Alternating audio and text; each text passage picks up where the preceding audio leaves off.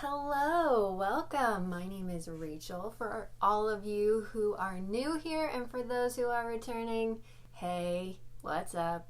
How's it going? So today, based off of the title, we are going to be doing another one of these review / what notes would I give this author if I was their editor. And today's book is one that nobody asked for, but I had so many feelings while reading it. Today's book, Blood and Honey by Shelby Mahurin. This is the second book in the Serpent and Dove trilogy. I read the first book forever ago when it first came out, and then the second book came out and the third book came out, and I had heard things about this series that it went downhill, and I wanted to judge it for myself. Sure enough, it went downhill. The first book, loved. I gave it 4 stars. This book, gave 2 stars.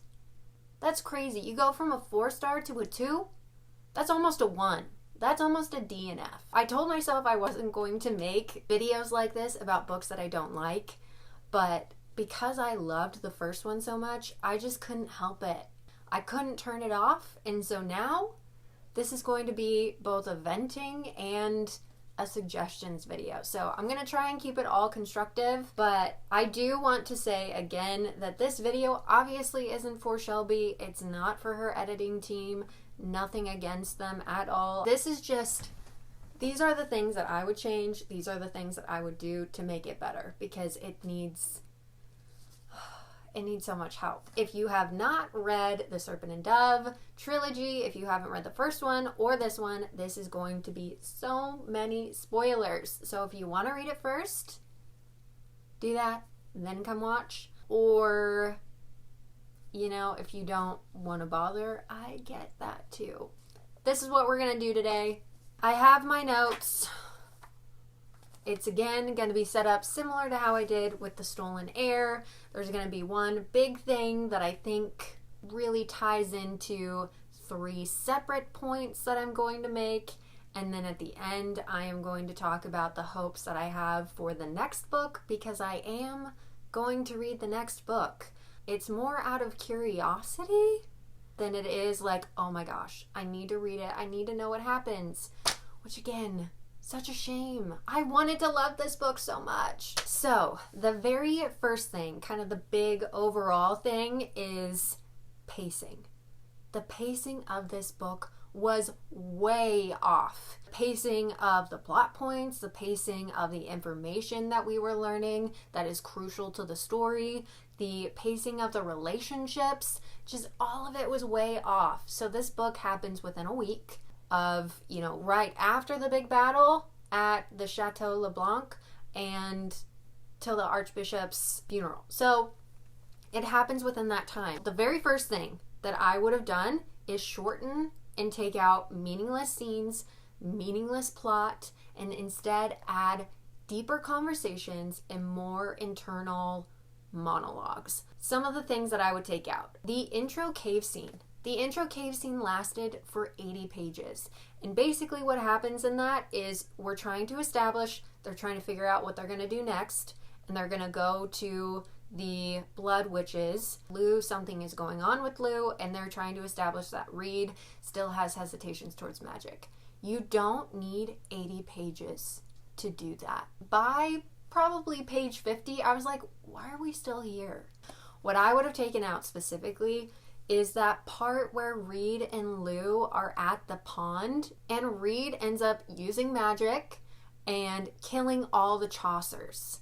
Would have taken that out completely. You want to know why? Because Reed never thinks about that ever again. It'd be different if he thought about it. It was part of his inner struggle, and he's like, I just murdered a whole bunch of my brothers that I used to work with, and now I'm killing them. It would have been different if that conversation happened, but it didn't. I was like, okay, so what's the point?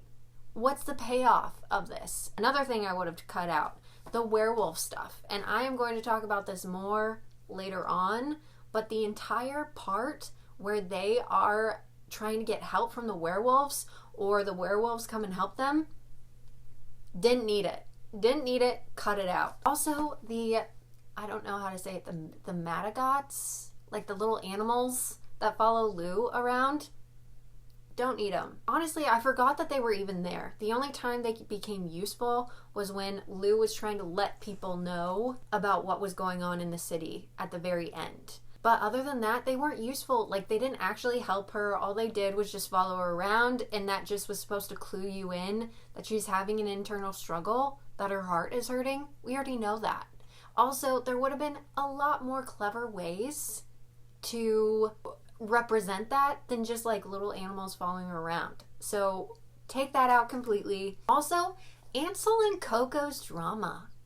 And since Ansel died in the end, again, zero payoff as to what that was supposed to do. Was that supposed to create some character arc for Coco? Either make it so like she just tells Ansel that she doesn't like him and it's just awkward, or don't do it at all. We don't have to spend so much time on that scene of them kissing. We didn't need that. It could have all just been behind the scenes, because nothing really happens with that other than he just gets mad for a scene, and then after that it's never talked about again. What's the point? Let's go into the next point. The next point being Lou and Reed's regression as characters, or their lack of character arc as a whole. Lou and Reed became one-dimensional characters. Specifically, Lou did. She was just the crazy, wild, impulsive character, and that's all she was the whole time. Whereas the first book, Lou, she was still all of those things, but she had vulnerability to her. She had inner struggles and things going on that she did not have at all in this book. Like, there was a healthy balance in there that made it feel real. Whereas in this book, none of that. She became a one-dimensional character, and she was like that the whole book until the very end, when she had her epiphany that, oh, maybe I am becoming like my mother. And then also Reed regressed, and he just didn't trust anything, and he stayed that way the whole time. He didn't trust magic, he didn't trust witches, even though at the end of the first book we had this moment where he was like, Lou's different. I love Lou. It doesn't mean that he has to completely change his mind, but there needs to be a different mindset. There needs to be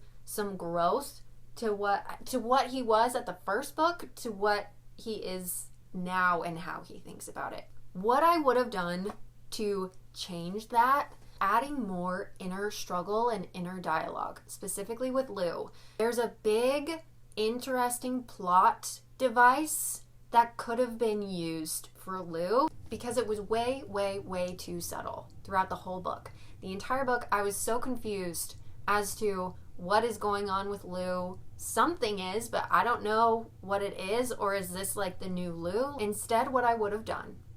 So at the very beginning of the book, she talks about how if you don't have enough magic within you, or magic to pull from, you can pull from your memories, and you can start to use those memories to then put magic out, and then you lose those memories. That would have been so interesting to use while she's having her episodes and she's maniacally laughing and she's going, off the deep end. During those times, you would put in a memory, specifically memories of her with her mother, and her mother teaching her this ideology. That would have been so much more interesting, because then as the reader, you can start to kind of connect the dots, where it's like, oh, is Lou becoming like her mother? Because it wasn't until the very end, when Reed was like, you're becoming your mother, that you're like, okay, so like that's, got it. I don't want to be told that. I want to be able to figure that out as I'm reading.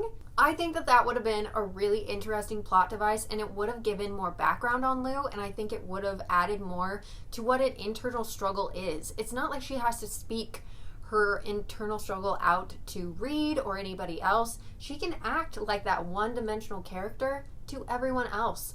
But internally, we need some complexity. You could have easily, at the very least, done that thing where you do italicized inner monologues, her thinking a certain way of being like, Reed's the problem, Reed did this, Reed did that, blah, blah, blah, blah, blah.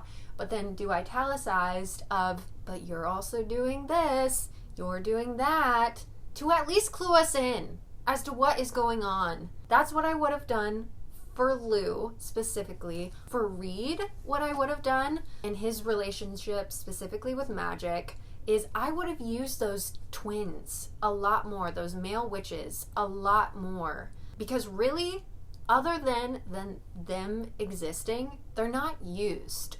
All their characters really did was just be like, yeah, we exist. That's all they were used for. And I was like, you've missed out on a really vital thing that you could have used. I would have, sure, he can start off with his ideas on magic. He hates it, whatever. I would have had it to where he is observing other people using magic. So observing the twins using magic, observing his mother using magic. He's learning a little bit. That's another thing that I'll talk about, is the lack of education on magic systems. He's kind of cluing in as to how people are using it, but he's still in denial.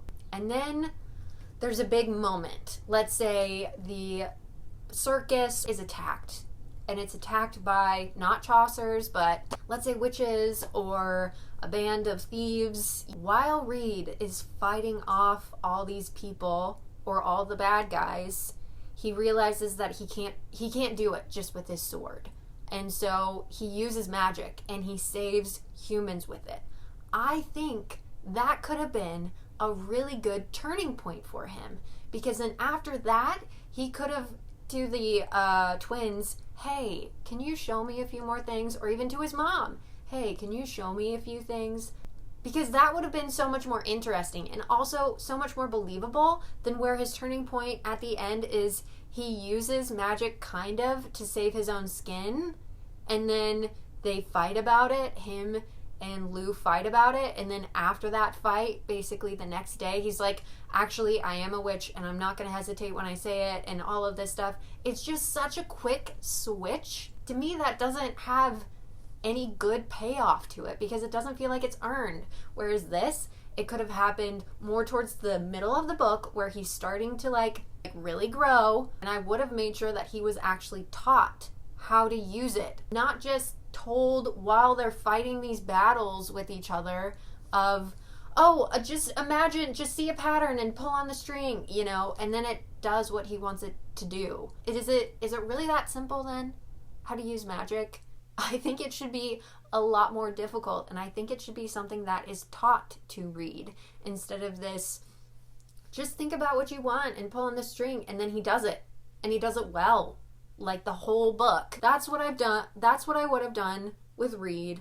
Also, what I would have done is I would have added more good relationship pieces throughout to show that Reed and Lou still love each other, because the only time that they really showed, not even showed, just said or said in their head that they still loved the other person was during life and death situations. I think that they needed more moments in there where they were like their old selves in Serpent and Dove, and they were connecting like they did in Serpent and Dove. Throughout it, I kept on thinking, so are they enemies now? Like, is that what's happening? Do they even like each other? And then we would get the moment where they're fighting and they're like, oh, I've gotta, like, I would do anything for you. And I'm like, would you?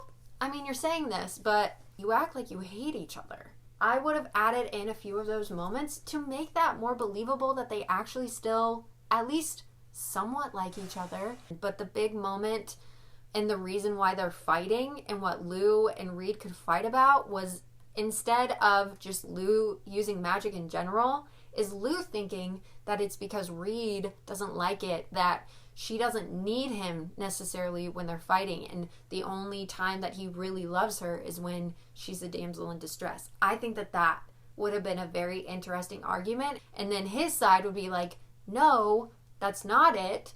My reason is not because you're using magic, but because you are changing as a person, which was what the whole book was about. Her changing because of how she's using magic. Make Reed right, basically. Especially after his change with magic and his idea of magic and using magic to actually help people. Make him right. And something else, something that could have just so easily been changed is the way that Reed talks about Lou, especially when Lou uses magic. There's a phrase that was used so many times, and it was Reed's stomach would twist when he would see something that Lou is doing. In my mind, when that is being said, that means disgust. And since it was used so much, it just seemed like Reed was just disgusted with Lou all the time, which I don't think is what you want to do, especially if he's still in love with her. A very easy way to change that would have been saying instead, his heart twisted. In my mind, when I think of that, I think of, oh, sadness, oh, this is breaking his heart, oh, he still loves her, still has those heart feelings for her, but she's doing something opposite of what he would want. The last thing I would have done, better resolutions to big problems. So, should we talk about the elephant in the room? Let's talk about the elephant in the room. That ending where Morgane ends up disappearing, kills Ansel on her way out, and Devereaux being the one to really save everyone, but then be like, I'm gonna let you go. Just don't attack your daughter anymore.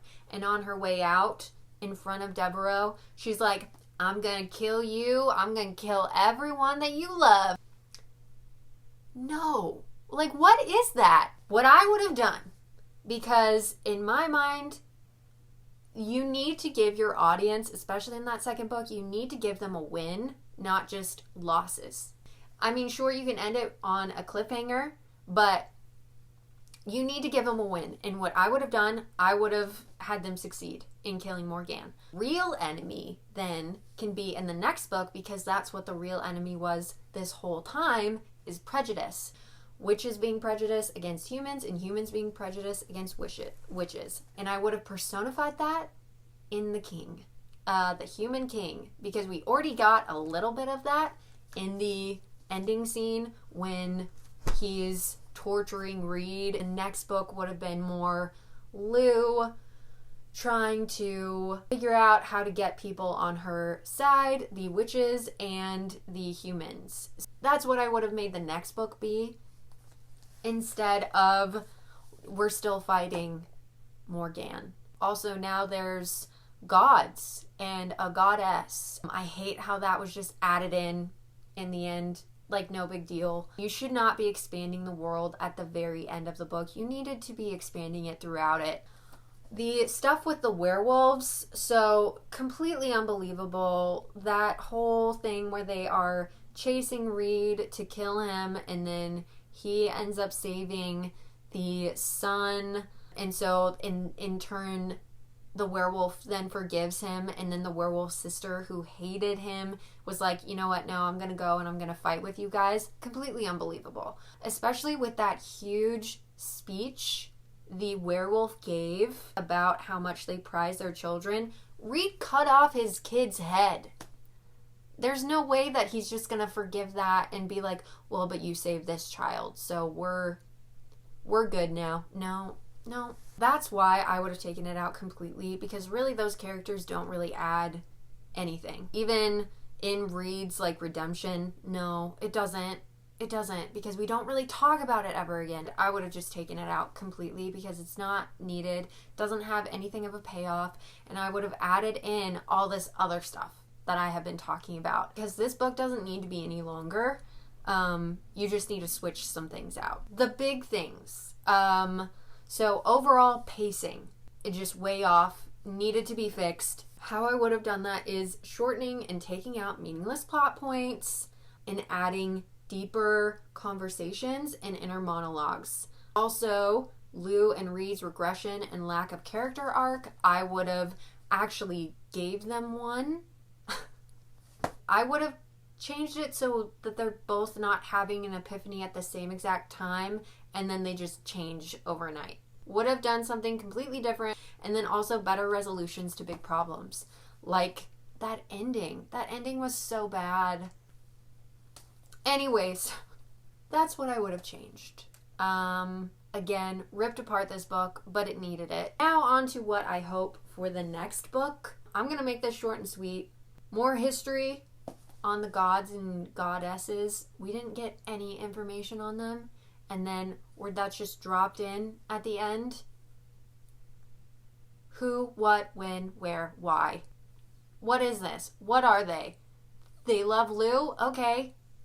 Why? Why do they love Lou? We need to talk about this more. Those questions need to be answered. Second thing, read actually learning magic and how it works, and not just in a setting where they're fighting for their life. It makes the magic system, it just cheapens it. Intricate, make it more interesting. The third thing, Morgane dying. She needs to die. She needs to go. Something needs to happen with her. And lastly, that dumb tree that swallowed Reed's sword. What was that? What was that? James, that is what I thought when that happened, and I was like, no. No, this ain't it. This is the dumbest thing. So that tree better come back into play. If it doesn't, I'm gonna be pissed. That tree better mean something huge for everyone, okay? And the fact that it swallowed the sword should also mean something, because that was just the dumbest thing in the world. Oh my gosh. Okay, I'm done. I could talk about this for days, and honestly, please contact me about it. Please message me, find me on Instagram. Here it is again. And let's talk about it, because I could go on and on. I haven't even scratched the surface with my feelings on that ending, because I didn't want to ramble and I didn't want this to last forever, because it's already a forever long video. Please let me know what you would change. Let's not be mean. I know that this video was kind of mean, but let's try not to be mean. Always constructive criticism, please. Let's talk about it. So I hope you liked today's video. Please like, comment, subscribe if you did. And I will talk to you all again soon. Bye!